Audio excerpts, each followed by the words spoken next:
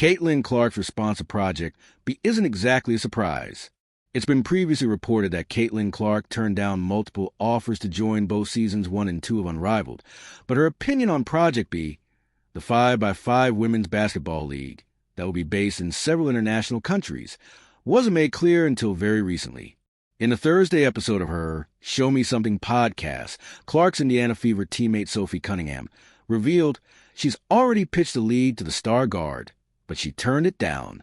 "I tried to get her to play in this one," Cunningham said, but she was like, "No."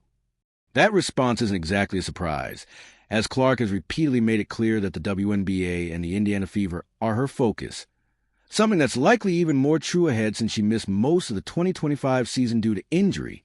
She's also not exactly hurting for extra cash. According to a list published by Sportico this week, Clark is the number 6 highest paid female athlete, and every other person listed before her plays tennis. If anything, Clark has emphasized that she is most focused on USA basketball.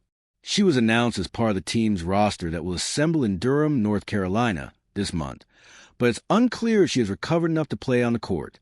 If so, this month's training camp will mark her official return to 5x5 basketball, which would see her playing in a qualifier tournament in 2026. The WNBA has to sign a new CBA before 2026 season chatter can begin. Those are both crucial first steps to getting Clark back into a Fever jersey and on the court next season. Of course, there are a lot of things that have to happen before that takes place, and very little of that has to do with Clark herself. The WNBA and the Players Association are still attempting to hash out details of a new collective bargaining agreement, CBA. Both sides most recently agreed to a 40-day extension of talks, which has set a new deadline of January 9th.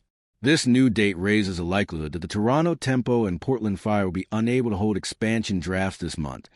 This year's rookie team, the Golden State Valkyries, drafted its initial round of players in December 2024 because the terms of expansion drafts are included in CBA negotiations.